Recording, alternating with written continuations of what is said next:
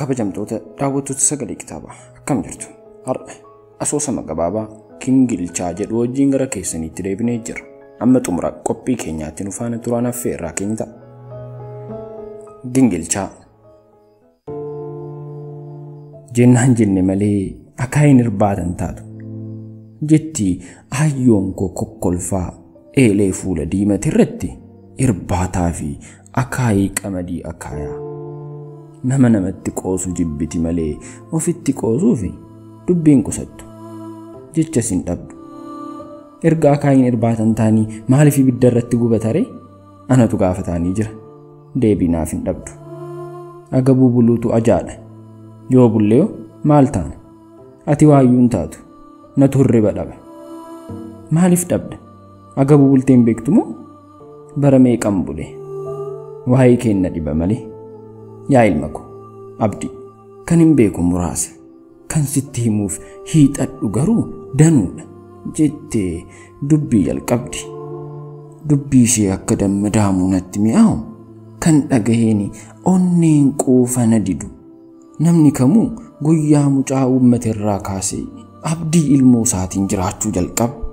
Jaalala dhugaatu bariif halkanii dhala koo jechisiisa malee isarraa maal buufata?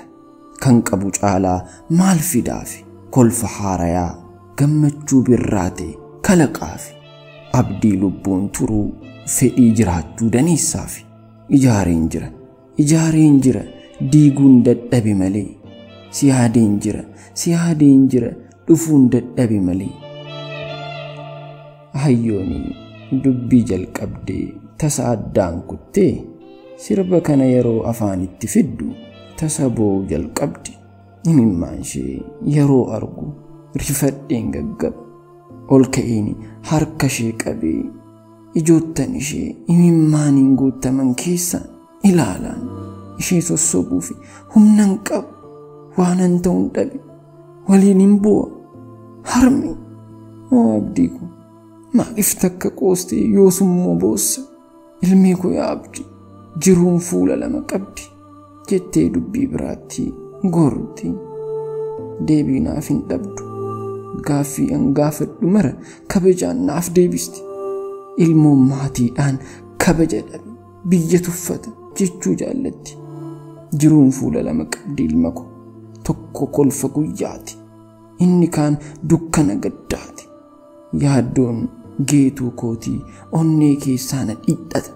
Yeroo sanan gaddaaf bitama, yeroo sanan imimmaan ijaan na guuta. Kana jettee hayyoon gadda jabeeffatti. Yeroosi waanan ta'uun dhabee dhimmi obboleessa ishee geetuu tolaa bara hedduu gaddaan gaadi'ee boochiseen. Bara hedduu fi biyya guutuu imalchiiseen. Du'ees jedhamte abdiin kutanne sagalee isaa dhaga'uun barbaada jettee manneen eker dubbistuutti deddeebiteetti. Yeroo baay'ees waliin deemneerra. Eker dubbiftuu bira dhaqnee yeroo dabareen ishee gahu ni waamamti. Akka hin boonye akeekkachiisanii sagalee obboleessa ishee dhageessisuu jalqabu. Garaan hin danda'uun battalumatti boo'uu jalqabdi. Osoo waallee hin dhaggeeffatiin jecha takkas osoo hin xiixiin boo'uu jalqabdi. Eker dubbistuunis seera waan ta'eef yeroo boossuu dubbii isaanii addaan kutti. Harmeen caala gadditee gara manaatti deebiti. Abdiin kutattu deddeebitee gaafatti. Yeroo biraatti immoo geetuun kiyya ilmoo akka qabu dhagayeera jettee lafaa kaatee Gondaritti imalti. Ji'a tokko yookiin torban 2-3 turtee immoo gadda daddabalattee qe'eetti deebiti. Ilmee koo yaa abdii, oo haadha ko, kaleessa abdiin koo geetuu ture. Obboleessa koo dugdatti baadheen guddiseen. Har'a abdiin koosii isa dirree waraanaatti rasaasatu nyaatiin. Siin ammoo deegni akka na jalaa nyaatu hin barbaadu. Barumsa keetiin naaf cimu. Abbaan kees nu jibbeetii miti kan nu gatee bade. Guyyaa tokko nutti deebi'a. Abdadhu.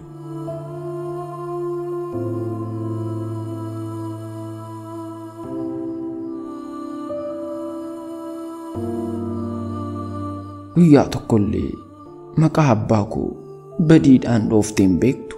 Erga nu gatee badee kunoo waggaan lammaffaasaa dheengadda darbe. Ejjitiin isaa anaaf hin galle yookiin natu hubachuu dadhabe malee abbaan koo ta'e jedhee akka kophaatti nu gatee hin banne natti dhaga'ama. Iccitii kana garuu Waaqaa fi isa qofatu beeka. Harmeenis wallaaltu. Takkammoo gingilchaa sana as naa fidi jetti hayyoon tasa akka nama waa yaadatee sagalee ol qabdee ol fuudheeni gingilchaa moofaa daakuu quufee harkaan gahaan ol qabdee gaggaragalchitee ilaalti. Bitaaf mirga cinaa gingilchaa dabareedhaan tam gootee dhoofti. Turteesii akkas jechuudhaan dubbii ishee mi'aawaa sana jalqabdi. Ilaa yaa abdii koo kottu as siqmi naan jetti. Gingilchaa harkaan qabdee natti as qabaa ittan siqa. Gurra koon saaqa. Argitee gingilchaa kana? Iccitii waaqa gurraachaati kun bara. Harka namaatiin tolfame malee gingilchaanii dhugaa dhoksaa uumamaati. Argi qaawwasaa wal duraa duubaan tarree galee jiru. Kan ta'uu fi kan hin taane addaan baasuu fi akka gargaarutti kalaqame. Qaawwi tokko bal'atee yoo tokko dhibbate rakkoodha. Xaafii fi abaqii walitti makuu jalqaba. Yeroo sana huba waliin nu nyaachisa. Wanti dachee kan irratti kalaqame hundi gingilchaa malee badii fida. Gaarii fi yaraa addaan baasuun nama dhiba. Yeroon gingilchaadha. Suuta suutaan gingilchee gaarii fi yaraa addaan baasa. Umriinis gingilchaadha. Suuta suutaan jiruu fi jireenya waliin si barsiisa. Adeemsa keessa kan ta'uu fi kan hin taane addaan baasee sitti mul'isa. Addaan baasee sitti uffisa.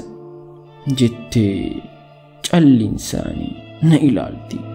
Narraa jeffadha. Dubbiin gurra saaqee dhaggeeffadhu sammuutti na lixa. Kabajamtoota daawwattoota Sagalee Kitaabaa. Asoosama gabaabaa Gingilchaa jedhu kutaa tokkoffaa asuma irratti xumurra. Kutaa lammaffaan hanga walitti deebinutti nagaan nuuf turaa isiniin jenna. Kun Sagalee Kitaabaati. Viidiyoo keenya yoo jaalattan laayik, sheer, sabskiraayib gochuu keessan hin dagatinaa. Isin jaalanna. Horaa bulaa.